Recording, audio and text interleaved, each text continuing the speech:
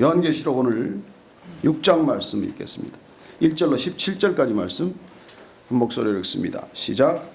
내가 보매 어린 양이 7인 중에 하나를 떼시는데 그 중에 내가 들으니 내 생물 중에 하나가 우레소리같이 말하되 오라 하기로, 이에 내가 보니 흰 말이 있는데 그 탄자가 활을 가졌고 면류관을 받고 나아가서 이기고 또 이기려고 하더라. 둘째 인을 떼실 때 내가 들으니 둘째 생물이 말하되 오라 하니 이에 다른 붉은 말이 나오더라. 그 탄자가 허락을 받아 땅에서 화평을 제하여 버리며 서로 죽이게 하고 또 큰 칼을 받았더라. 셋째 인을 떼실 때 내가 들으니 셋째 생물이 말하되 오라 하기로 내가 보니 검은 말이 나오는데 그 탄자가 손에 저울을 가졌더라. 내가 네 생물 사이로 나는 듯한 음성을 들으니 이르되 한 데나리온의 밀 한 대요 한 데나리온의 보리 속대로다. 또 감람류와 포도주는 해치지 말라 하더라. 넷째 인을 떼실 때 내가 넷째 생물의 음성을 들으니 말하되 오라 하기로 내가 보매 청황색 말이 나오는데 그 탄자의 이름은 사망이니 음부가 그 뒤를 따르더라. 그들이 땅 4분의 1의 권세를 얻어 금과 흉령과 사망과 땅의 짐승들로서 죽이더라. 다섯째 인을 떼실 때 내가 보니 하나님의 말씀과 그들이 가진 증거로 말미암아 죽임을 당한 영혼들이 제단 아래에 있어 큰 소리로 불러 이르되 거룩하고 참되신 대주제여 땅에 거하는 자들을 심판하여 우리 피를 갚아주지 아니하시기를 어느 때까지 하시나이까 하니 각각 그들에게 흰 두루마기를 주시며 이르시되 아직 잠시 동안 쉬되 그들의 동무 종들과 형제들도 자기처럼 죽임을 당하여 그 수가 차기까지 하라 하시더라. 내가 오니 여섯째 인을 떼실 때 큰 지진이 나며 해가 검은 털로 짠 상복같이 검어지고 달은 온통 피같이 되며 하늘의 별들이 무화과나무가 대풍에 흔들려 설익은 열매가 떨어지는 것 같이 땅에 떨어지며 하늘은 두루마기가 말리는 것 같이 떠나가고 각 산과 섬이 제자리에서 옮겨지며 땅의 임금들과 왕족들과 장군들과 부자들과 강한 자들과 모든 종과 자유인이 굴과 산들의 바위 틈에 숨어 산들과 바위에게 말하되 우리 위에 떨어져 보좌에 앉으신 이의 얼굴에 쏘아 그 어린 양의 진노에서 우리를 가리라. 그들의 진노의 큰 날이 이르렀으므니 누가 능히 서리오 하더라. 아멘. 드디어 어린 양이 예수님께서 봉인을 뗍니다. 하나님의 오른손에 있던 이 두루마리, 어제 제가 자꾸 두루마기라 그래가지고 시험 던 분들이 계시던데 조금 나이 들면 그렇습니다. 뭐 두루마기인지 두루마리인지 자꾸 이게 헷갈리는데 오늘 제가 확실히 발음하겠습니다. 두루마리를 떼는데 이게 책이 그 당시에는 이렇게 두루마리처럼 말려 있었기 때문에 이걸 이제 하나씩 떼는 것이죠. 자, 오늘부터 이제 첫째 인을 떼갈 텐데 이제 계속되는 이제 환상 가운데 정말 성령 안에 있을 때 이렇게 보게 되는 놀라운 환상들입니다. 이 7인, 그 다음에 7 나팔, 7 대접의 재앙들은 사실 그 재앙의 강도가 점점 강해지는 것을 뜻하는 점점점 강해지는 점강법 내지는 점층법의 표현이죠. 인간에게 미칠 이 마지막 시대의 징조들에 관한 것입니다. 오늘 첫 번째 한번 인을 뗄 때 어떻게 되는지 한번 보십시다. 2절 말씀 한번 더 읽어볼까요? 이에 내가 보니 흰 말이 있는데 그 탄자가 활을 가졌고 면류관을 받고 나아가서 이기고 또 이기려고 하더라. 이게 여러분들 이 계시록을 읽어가면서 우리가 가장 혼란스러운 부분은 수많은 주석들과 해석들이 있다는 것입니다. 그래서 여러분들 혼자서 해석하려고 하는 게 사실 참 위험한 일이에요. 저도 이 말씀을 준비하면서 10여 권이 넘는 무슨 주석서, 해설서들을 다 보는데 다 틀려요. 그 뭘 기준으로 삼아야 되겠어요? 여러분 그럴 때는 이게 모를 때는 그냥 그대로 이해를 하면 됩니다. 아, 흰 말을 누가 탔구나. 무슨 활을 가졌구나. 그냥 그러면 되는데 흰 말은 누구고 뭐 이 활은 뭐고 이걸 자꾸 우리가 해석하다가 사실은 자기 나름대로의 해석에 빠지거나 또 한 해석을 그렇게 굳게 믿다가 사실은 이단으로 빠지는 일이 많은 것이죠. 그럼에도 불구하고 분명 뜻이 있습니다. 이 환상에 감춰진 뜻, 하나님께서 계시를 펼쳐 보일 때도 뜻이 있고 계시 가운데 계시된 그 내용 가운데도 분명 뜻이 있어요. 그러나 여러분 우리가 계속 읽어가면서 하나님께서 내게 주시는 그 음성, 그 뜻을 분명히 우리가 가려내는 것이 중요한 것이죠. 그래서 제가 내년에는 여러분들하고 조금 더 성경을 깊이 공부할 수 있는 방법을 지금 계속 기도 중입니다. 어떻게 하면 우리가 성경에 정확히 더 다가갈 것인가? 그러려면 여러분들이 이 원문을 좀 보는 게 낫겠죠. 그래서 각오를 하십시오. 제가 지금 좋은 헬라어, 히브리어 교수를 찾고 있습니다. 여러분들에게 쉽게 가르칠 수 있는.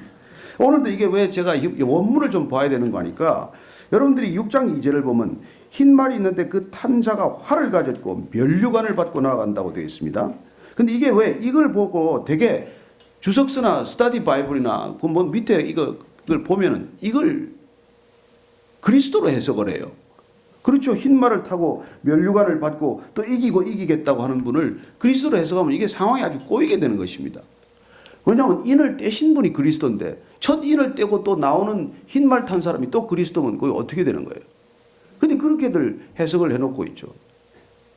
근데 우리가 이게 왜 이런 착시 현상이 생겼는가 하니까 여러분 계시록 19장 말씀을 한번 넘어가 보십시오. 19장 11절을 보면 거기에 백마 탄 예수님이 나오기 때문에 그래요. 한번 19장 11절 12절 말씀 한번 미리 읽어볼까요? 13절까지 읽습니다. 시작. 또 내가 하늘이 열린 것을 보니 보라 백마와 그것을 탄 자가 있으니 그 이름은 충신과 진실이라. 그가 공의로 심판하며 싸우더라. 그 눈은 불꽃 같고 그 머리에는 많은 관들이 있고 또 이름 쓴 것 하나가 있으니 자기밖에 아는 자가 없고 또 그가 피 뿌린 옷을 입었는데 그 이름은 하나님의 말씀이라 칭하더라. 여기는 보면 분명히 예수님이 모습이 드러나요.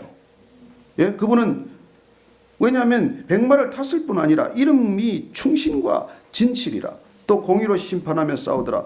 그리고 그 머리에 많은 관들이 있는데 여기 쓴 관은 여기 앞에 우리가 이거 지금 면류관하고는 다른 관이에요. 그래서 이 지금 계시록 6장에 나오는 관은 이거는 지금 스테파노스라고 하는 이 운동 경기에 이겼을 때 쓰는 관을 말하는 것이고 이 뒤에 쓴 거는 디아데마라는 건 왕관을 말하는 거예요. 그 예수님께서는 이미 이기신 분이니까 왕관을 쓰신 것이죠. 그죠? 근데 이 앞에는 지금 이기지도 않았는데 이기려고 하고 이기려고 애를 쓰는데 관을 미리 썼다는 거예요. 그럼 이거는 그리스도로 해석을 하면 안 되는 것이죠. 예수님은 인을 떼신 분이고 여기 나오는 백마를 탄 사람은 어떻게 보면 지금 예수님은 이기신 분인데 이 자는 누군지는 몰라도 이기고 또 이기려고 애를 쓰는 존재예요. 그러면 이건 예수님의 흉내를 내는 존재인 것이죠. 이건 적 그리스도로 해석이 돼야 되는 것이죠. 그리고 그는 아직 이기지 못했어요. 그럼에도 불구하고 그는 끊임없이 관을 쓰고는 나아가서 이기려고 하는 그런 존재라는 것입니다. 그래서 이걸 어떻게 해석하느냐에 따라서 너무 그 뜻이 반대가 되지 않겠어요? 그래서 성경은 그런 해석상의 난점이 있다는 것입니다. 그래서 우리는 여기서 그 이렇게 디아데마를 쓴 왕관을 쓴 백마를 타신 분, 그리고 그 입에서는 검이 나오시는 분, 그리고 그분은 날선 검과 같은 말씀으로 만국을 다스리는 분입니다. 그러나 여기서는 활을 가졌어요. 활을 가졌다는 것은 그 당시에는 이 활을 가진 사람들을 두려워했어요. 재난을 가져오는 사람이죠. 로마인들이 가장 두려워했던 건 그 이 활을 든 기만 민족들이었어요. 그리고 그들이 숭상하는 건 활이에요. 또 사실 아폴로 신은 뭘 가지고 있습니까? 활을 가지고 있잖아요. 그리스에 나오는 아폴로 주신은. 그래서 이 지금 재난의 시작인데 재난의 시작부터 예수님이 말에 타고 나올 수는 없는 것이죠. 그리고 이제 그 첫째 인은 좌우지간 가지고 나왔는데 어떻게 보면 이 적 그리스도를 가장한 존재, 그 존재가 사실은 재난의 가장 큰 시작이라는 것입니다. 여러분 어떤 재난보다도 서로 정치나 경제적 재난보다도 군사적 재난보다도 진리의 재난이 가장 큰 재난이에요. 사실은. 여러분 우리가 믿는 사람으로서 가장 흔들리기 쉬운 건 진리에 대한 도전 아닙니까? 가짜 복음 아니에요. 무슨 신천지니 통일교니 하는 것 돌아다니면서 얼마나 혼탁스럽게 만듭니까? 그리고 우리는 이 재난들에 앞서서 이 재난이 더 중요한 우리로서는 분간해야 될 재난이라는 것이죠. 마태복음 한번 다시 가보십시다. 우리가 예수님께서 이미 다 가르쳐 주신 거예요. 그래서 마태복음을 한 번 더 우리가 읽고 그걸 보면은 더 뜻이 분명해질 것입니다. 마태복음 24장 제가 3절 이후에 한번 쭉 읽어드릴게요.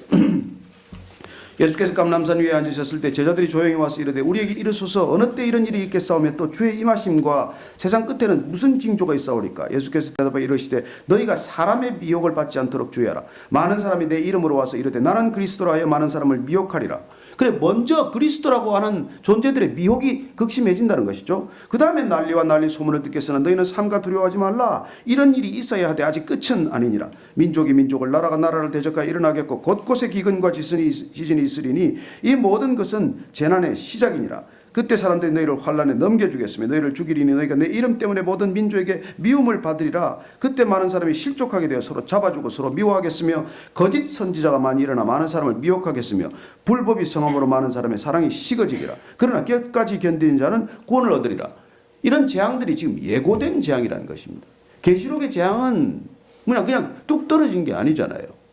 그래서 예수님께서 처음에 가르쳐준 이 미혹해 하는 적 그리스도의 존재를 오늘 이 환상으로 사도 요한이 보았다고 해석하는 것이 마땅한 것이죠. 둘째인 한 번 보시죠. 둘째인을 떼실 때 내가 들으니 둘째 생물이 말하되 오라 하니 이에 다른 붉은 말이 나오더라. 그 탄자가 허락을 받아 땅에서 화평을 제하여 버리며 서로 죽이게 하고 또 큰 칼을 받았더라. 이때는 이제 이걸 우리가 전쟁으로 해석할 만하죠. 그래야 전쟁은 있을 것입니다. 난리의 소문이 있을 것입니다. 예수님 말씀하셨듯이 난리의 소문이 있을 것이고, 그리고 붉은 말이란 이미 핏빛이고 어떻게 보면 그런 전쟁으로 인한 우리의 모습을 연상케 하는 것이죠. 자, 셋째인 한번 들어보시죠. 셋째인 5절 6절 한번 같이 읽을까요? 시작. 셋째인을 떼실 때 내가 들으니 셋째 생물이 말하되 오라 하기로 내가 보니 검은 말이 나오는데 그 탄자가 손에 저울을 가졌더라. 내가 내 생물 사이로 나는 듯한 음성을 들으니 이르되 한 데나리온의 비란데요 한 데나리온의 보리석대로다. 또 감람류와 포도주는 해치지 말라 하더라. 자, 이 검은 말이 나왔는데 그 탄자는 손에 저울을 가졌대요. 그리고는 대를 달아서 주는데 한 대, 두 대, 무슨 이 곡물값이 이렇게 비싸졌냐는 것이죠. 그래요. 흉년과 기근의 소식입니다. 여기 보면은 정상적인 가격에 우리 15배 이상 그렇게 비싼 값으로 팔렸다는 것이죠. 여러분, 전쟁 나면 가격 폭등하지 않습니까? 근데 여기 되로 번역된 건 잘못 번역된 거예요. 되는 1리터가 한 대 아닙니까? 이게 나오는 코이닉스라는 단위는 로마 때 그 당시에 장정들의 하루분 식량이에요. 1일 먹는 거. 그래서 이제 이걸 치수로 재면은 1.08리터인가 나와요. 근데 어쨌건 이 코이닉스라는 양식의 값이 그렇게 폭등을 했다는 건데, 여러분, 전쟁 나면 폭등하지 않습니까? 2차 대전 때 독일에서는 장정분 하루 일당이 하루 빵값에도 모자랐습니다. 한 끼의 빵값에도 모자랐어요. 이라크 전쟁 났을 때는 여러분 밀가루 한 포대에 $500 이상 갔습니다. 그렇게 폭등한다는 것이죠. 예, 전쟁이 나면 그런 일이 일어납니다. 근데 문제는 우리가 감람류와 포도주는 해치지 말라. 이게 해석이 안 돼요. 무슨 말인가 이게. 이게 원어를 봐도 해석이 안 되고 아주 어려운 표현인데, 감람류와 포도주는 꿈도 꾸지 말라. 이건 공동 세번역이에요. 꿈도 꾸지 말래요. 뭐 보리니 뭐 이런 거는 그래도 뭐 비싸도 사 먹을 수는 있지만은 이런 건 꿈도 꾸지 말라. 그런 해석도 있고, 또 한 가지는 이 감람류와 포도주라는 것은 이스라엘 백성들을 상징한다고도 봅니다. 그 사람들에게 가장 중요한 것들이 감람 기름하고 그리고 포도주 아닙니까? 그래서 그런 것들은 해치지 말라고 하는 그 원어대로 충실히 해치지 말라에 주목하면 그 사람들, 그러나 이런 기근과 뭐에도 불구하고 이스라엘 백성들은 다치게 하지 말라, 그렇게 해석할 수 있다는 것이죠.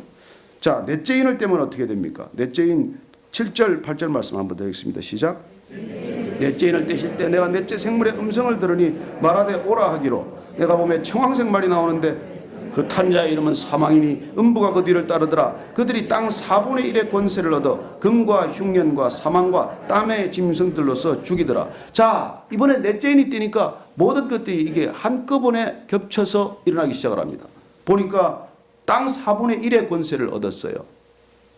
그리고 나중에 8장 16장 계시록으로 가면서 이 파급의 효과는 더 커지고 재난의 범위는 더욱더 확장됩니다.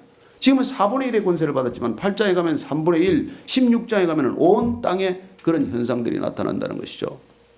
그렇습니다. 이 재앙이나 나팔이나 대접이라고 하는 이 재앙들의 모습들을 통해서 점점 재난의 강도가 강해지는 것을 우리는 보게 될 것입니다. 그러나 어쨌건 이 청황색 말이라고 하는 푸르등딩한 색깔이죠, 이게. 여러분 사망할 때 죽어갈 때 다 시신들 색깔이 그러지 않습니까? 그리고 이게 사망, 이 음부의 권세가 그러나 온 땅을 뒤덮지는 못할 것이되 지금으로서는 4분의 1의 그 영향을 미치게 된다는 것이죠. 자, 다섯째 인을 뗄 때 어떻게 됩니까? 9절부터 11절까지 한번 더 읽습니다. 시작. 다섯째 인을 떼실 때 내가 보니 하나님의 말씀과 그들이 가진 증거로 말미암아 죽임을 당한 영혼들이 제단 아래에 있어 큰 소리로 불러 이르되 거룩하고 참되신 대주제여 땅에 거하는 자들을 심판하여 우리 피를 갚아주지 아니하시기를 어느 때까지 하시려 하나이까 하니 각각 그들에게 흰 두루마기를 주시며 이르시되 아직 잠시 동안 쉬되 그들의 종무종들과 형제들도 자기처럼 죽임을 당하여 그 수가 차기까지 하라 하시더라. 이건 순교자들을 말한다고 되어 있습니다. 그러나 꼭 그렇게 우리가 극단적인 형태의 순교만을 말하는 건 아니에요. 어쨌건 진리를 지키기 위해서, 주님의 말씀 안에 거하기 위해서, 믿음을 지키기 위해서 그렇게 했던 사람들이, 죽임을 당한 그 영혼들이 제단 아래에 있습니다. 첫 번째 제단이, 첫 번째 드려진 제물이 누굽니까? 예수님 아니십니까? 십자가에서 첫 번째 제물이 드려지고 그 이후에 끊임없이 제물된 영혼들이 거기에 있다는 것입니다. 근데 그들은 이렇게 이야기한다는 것이죠. 거룩하고 참되신 대주제여. 여러분, 대주제라는 호칭은 처음 듣는 거 아닙니까? 그렇게 하나님께서 재판장에 신원하는 마음으로 그렇게 말씀하신다는 것입니다. 역사를 주관하시는 분, 다스리시고 통치하시는 대주제여. 이 땅에 거하는 자들을 심판해서 우리 피를 갚아주지 않기를 언제까지 이렇게 하시렵니까? 하고 탄원하는 것이죠. 여러분, 이 땅에 언제 공의가 이루어집니까? 주님, 언제 공의가 이루어지고 저희가 실현되는 것입니까? 이렇게 말할 때 주님께서 뭐라고 대답을 하십니까? 흰 두루마기, 이제 이게 두루마기가 나왔네요. 두루마리가 아니고 두루마기를 주시며 이르시되 잠시 쉬되 동무종들과 형제들도 자기처럼 죽임을 당하여 그 수가 차기까지 하라 하시더라. 이것도 해석을 우리가 잘못하면, 자칫 또 문자 그대로 또 해석을 하면, 그러면 순교자의 수가 차야 되나 보다. 그래서 빨리 순교해야 된다. 이렇게 또 해석을 하는 분들이 계세요, 실제로. 어쨌든 순교자의 수가 차야 되는 거고 피가 차야 되는 거니까 빨리 우리가 순교하자라고 해석할 수도 있지만, 그러나 이 진정한 뜻은 말이죠, 이 땅에 공의가 이루어지기까지는, 그런 완전히 실현될 때까지는 아직도 시간이 더 필요하다는 그런 뜻을 지닌 것이죠. 그리고 이 땅에 하나님의 완전한 것들이 실현되기까지는 아직도 시간이 남아있다라는 뜻으로 해석할 수 있는 것입니다. 그리고 아직 여유가 있다. 아직 시간이 남았다. 너희들은 좀 기다려라. 좀 쉬어라. 그렇게 지금 얘기하는 것이죠. 잠시 동안이라고 하지만은 여러분, 하나님께는 그 잠시라는 시간이 얼마인지 우리가 알겠습니까? 어쨌든 그런 시간이 있다는 점에서 보면 아직까지도 우리에게는 희망이 남아 있는 것이죠. 여러분, 물을 보면 그렇지 않습니까? 컵에 물을 보면 아유, 반밖에 없네. 아직 반이나 남았네. 여러분은 어떻게 보시겠습니까? 역사를 어떻게 보시겠습니까? 우리는 뭐 곧 종말이 온다라고도 말할 수 있겠지만, 우리가 종말과 마지막 시간, 마지막 때에 대한 혼동은 우리가 이제 벗어나야 합니다.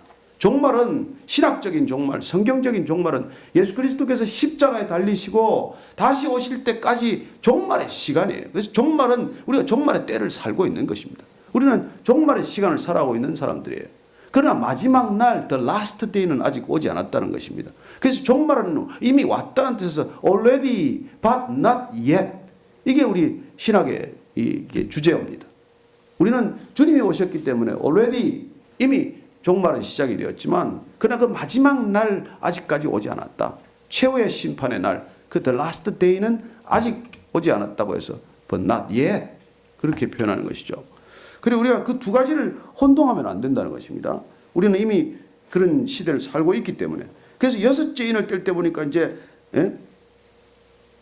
달은 뭐 피같이 되고 해는 검어지고, 그리고 하늘의 별들이 무화과나무가 대풍에 흔들려 설익은 열매가 떨어지는 것 같이 땅에 떨어지며, 하늘은 두루마리가 말리는 것 같이 떠나가고 각 산과 섬이 제자리에서 옮겨지며, 그래요. 이런 지진과 엄청난 재앙이 이제 일어나게 되겠죠. 그때는 여러분 여기 기록된 사람들 한번 읽어보십시오. 15절 말씀, 땅의 임금들과 왕족들과 장군들과 부자들과 강한 자들과 모든 종과 자연이 굴과 산들의 바위 틈에 숨어서 뭐라 그럽니까? 16절, 산들과 바위에게 말하되 우리 위에 떨어져 보좌에 앉으신 이의 얼굴에서와 그 어린 양의 진노에서 우리를 가리라. 그들의 진노에 큰 날이 이르으니 누가 능히 서리오 하더라. 자, 이런 엄청난 재앙이 닥쳤을 때 이 땅에 그리스도를 거부했던 사람들, 이 땅에 믿음을 저버렸던 사람들, 그 사람들이 어떻게 말합니까? 차라리 산들과 바위에서 바위가 떨어져서 우리의 이 진노하신 하나님의 얼굴, 그 어린 양의 진노에서 우리를 가려달라고 말합니다. 이런 날이 올 수 있다는 것이죠.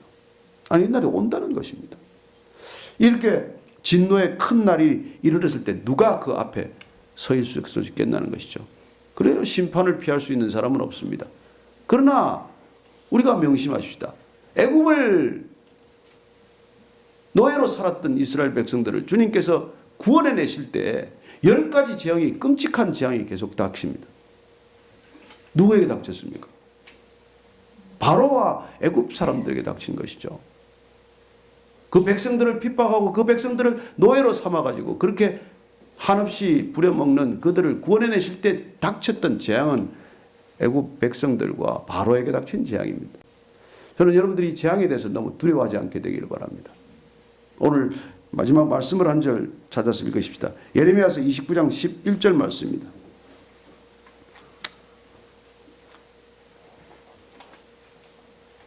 (29장 11절부터 13절까지) 한번 같이 읽습니다. 시작. 여호와의 말씀이니라. 너희를 향한 나의 생각을 내가 안 하니 평안이요 재앙이 아니라 너희에게 미래와 희망을 주는 것이니라. 너희가 내게 부르짖으면 내게 와서 기도하면 내가 너희들의 기도를 들을 것이요 너희가 온 마음으로 나를 구하면 나를 찾을 것이요 나를 만나리라. 아멘. 아멘. 그래요. 우리가 계시록을 읽어가면서 종말의 시대를 우리가 살아가면서 마지막 날에 대한 사도 요한이 보았던 환상을 같이 보게 되겠지만, 그러나 여러분 안심하십시오. 아직 시간이 남아 있습니다. 아직 마지막 그날까지는 시간이 남아 있습니다. 우리가 해야 할 일, 그리고 하나님께서 이런 경고의 말씀을 사도 요한을 통해서 들려주는 까닭도 미리 닥칠 일들을 보게 하심으로 우리에게 새로운 희망이 있고 아직도 미래가 있다는 것을 우리에게 분명히 들려주시는 음성이라고 믿습니다. 여러분들 소망 가운데 사시게 되기를 바랍니다. 너무 두려워하지 않게 되기를 바랍니다. 어린아이들처럼 판타지 한 편 보고 그리고 끝을 알고 그리고 끝에서부터 다시 우리의 시간을 돌아보는 지혜가 있기를 바랍니다. 오늘 기도할 때는 그래서 우리에게 정말 이 순전한 믿음, 여러분 마지막 시대는 적 그리스도와의 싸움이 가장 치열한 싸움입니다. 우리를 미혹해 하고 진리에서 떨어지게 하고 복음에서 떨어지게 해서 사이비 복음으로 가게 하는 이런 것들로부터 우리를 지켜주십시오. 이 교회가 순전한 말씀, 오직 그리스도의 말씀 위에 서게 해주십시오. 그리고 진정한 예배가 드려지게 하여 주옵소서. 사람을 즐겁게 하고 사람을 기쁘게 하는 그런 거짓 예배가 아니라 오직 하나님 한 분을 기쁘게 하는 그런 순전한 예배 드려지게 하여 주옵소서. 이렇게 우리가 예배를 위해서, 교회를 위해서 함께 기도하겠습니다. 하나님 아버지, 교회가 교회답게 하여 주옵소서. 예배가 참 예배 되게 하여 주옵소서. 진실한 예배 드려지게 하여 주옵소서. 하나님께서 우리를 향한 생각을 내가 안 하니 재앙이 아니라 평안이라고 말씀하셨사오니 우리가 계시록을 읽어가면서도 주님 주시는 평안에서 떨어지지 않게 하여 주옵소서. 하나님께서 함께 하신다는 놀라운 믿음 때문에 굳건한 반석, 믿음의 반석 위에 서게 하시고 날마다 주와 동행하는 그런 샬롬이 우리를 지키게 하여 주옵소서. 하나님 사랑합니다. 주님께서 우리를 사랑하시되 얼마나 사랑하는지를 기억하게 하시고, 하나님 비록 순교자의 피가 찰 때까지 기다려야 한다는 말씀 가운데서도 우리는 아직까지 시간이 남아있다, 아직까지 여유가 있다, 아직까지 희망이 있다, 내게로 돌아오라, 돌이키기만 하면은 여전히 주님께서 구원하시는 놀라운 음성을 듣게 하여 주옵소서. 하나님 그렇게 하여 주옵소서. 우리가 한 가지 더 기도할 것은, 어제 여러분들은 그 젊은이들의 헬로윈 그 파티라는 이름의 모습들을 보셨을 것입니다. 우리가 그동안 또 이 근처에 이 젊은이들을 위해서 기도하지 않았더니 더 요란스러워졌다는 그런 느낌을 받습니다. 하나님, 다음 세대가 주님 교회를 다 떠나고 있습니다. 저들의 발걸음 다시 주님께로 돌이키게 하여 주옵소서. 주님, 사랑하는 자녀들 믿음 전수되게 하여 주옵소서. 우리가 어떤 것 유산으로 남겨줄 일 생각하지 말고 오직 그리스도의 복음만을 유산으로 저들에게 전하게 하시고 오직 믿음만을 저들에게 유업으로 남겨주게 하여 주옵소서. 사랑하는 자녀들과 이 땅의 젊은이들을 위해서 함께 기도하겠습니다. 하나님 아버지, 하나님, 이 땅의 모든 젊은이들을 위하여 기도하고자 합니다. 청년들을 위하여 기도하고자 합니다.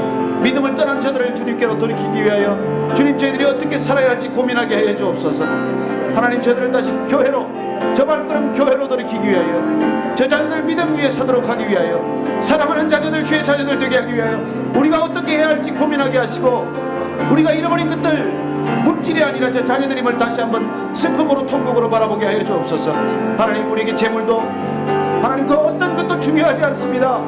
사랑하는 자녀들이 믿음을 떠난다면 우리에게 무엇이 남아있습니까? 어떤 미래가 있고 어떤 희망이 있습니까? 주님, 저들을 붙들어 주옵소서. 저들을 향해 우리의 마음과 뜻과 정성을 모으게 하여 주옵소서. 하나님, 사랑하는 자녀들을 위하여 다시 한번 우리의 마음을 모을 수 있게 하여 주옵소서. 함께 하여 주시옵소서. 그리고 아직 시간이 남아있습니다. 하나님, 돌이킬 수 있는 그 불쌍한 영혼들, 주님께 떨어져 있는 저 영혼들 주께로 돌이킬 수 있게 하시고, 저희들 내일 예배 가운데 특별히 아름다운 동행 불신자들을 위한 전도 예배, 주님 그 발걸음 인도할 수 있게 하여 주옵소서. 주님, 천하보다 귀한 영혼 단 한 영혼이라도 주님께로 돌이킬 수만 있다면 저희들 아무것도 아까워하지 않게 하여 주옵소서. 그렇게 다시 한번 주님께서 부르시는 영혼들을 위해서, 여러분들이 전도하고자 하는 안타까운 영혼들을 위해서 함께 기도하겠습니다. 하나님 아버지, 주님, 여전히 돌아오지 않는 영혼들이 있습니다. 여전히 강팍한 영혼들이 있습니다. 바로와 같은 심정, 애국 백성들과 같은 심령 가운데 있는 백성들이 있습니다. 주님, 저들 돌이키게 하여 주옵소서. 저들 주님께로 돌아오게 하여 주옵소서. 우리들의 재물도, 우리들의 시간도, 우리들의 능력도 하나님, 저들을 돌이키는 데 쓰게 하여 주옵소서. 우리 교회가 주님 유람선 되지 않게 하시고 구조선 되게 하여 주옵소서. 저들에게 밧줄을 내밀게 하여 주옵소서. 손을 내밀게 하여 주옵소서. 하나님, 불쌍한 손길을, 저들의 눈길과 발걸음을 주께로 돌이키게 하여 주옵소서. 주여, 저들을 돌이킬 수 있는 저희가 되게 하여 주옵소서. 하나님, 붙들어 주시옵소서. 살아계신 하나님 아버지, 여전히 우리에게 아직 마지막 시간이지만 시간이 남아있음을 감사합니다. 하나님, 우리의 믿음을 정금같이 빚어주시고 저희들이 말씀을 들을 때, 복음을 들을 때 분별할 수 있는 영적 분별력을 허락하여 주옵소서. 하나님, 거짓 선지자들을 인하여 흔들리는 복음, 거짓 선지자들 때문에 흔들리는 교회, 주님 불쌍히 여겨주시고 다시 한번 이 땅에 진정한 교회의 모습, 그 천상의 교회가 회복되게 하여 주옵소서. 하나님, 이 땅의 젊은이들을 위하여 기도합니다. 우리가 무엇을 남겨주려고 애쓰기보다는 저희들에게 바른 믿음의 반석 위에 설 수 있도록 우리의 마음과 뜻과 우리의 시간과 능력과 재물, 저들을 위해서 희생하고 헌신할 수 있게 하여 주옵소서. 하나님, 예배를 사모합니다. 주일 예배를 사모합니다. 불신자들과 함께 드리는 예배를 사랑합니다. 주님께 드리지는 이 예배를 통해서 우리가 회복될 뿐만 아니라 이 땅에 잃어버린 영혼들 주께로 돌이키게 하여 주옵소서. 그래야 예배를 알지 못하는 곳, 예배가 드려지지 않는 저 땅끝까지, 온 땅까지 하나님을 아는, 여호와를 아는 지식이 물이 바다 덮음같이 가득 흘러넘치게 하여 주옵소서. 이제는 십자가에서 그 사랑 모두 쏟으신 우리 구주 예수 그리스도의 은혜와 하나님 아버지의 형언할 수 없고 측량할 수 없는 사랑과 날마다 주님께서 우리를 그 믿음의 자리로 인도하시는 성령님의 권면하심과 충만하게 하심이 이 아침에 사도 요한이 본 그 환상, 7 인의 환상을 통해서 다시 한번 이 땅 가운데 닥칠 재난 가운데서도 우리를 향한 마지막 그 신실하심, 그 사랑하심, 그 아름다운 아버지의 마음을 다시 한번 이 마음에 담기를 소망하고 이 땅의 젊은이들에게 우리의 손길을 내밀고자 하는 이 자리에 거기 속인 모든 믿음의 사람들 위해 지금부터 영원까지 함께 하시기를 축원하옵나이다. 아멘.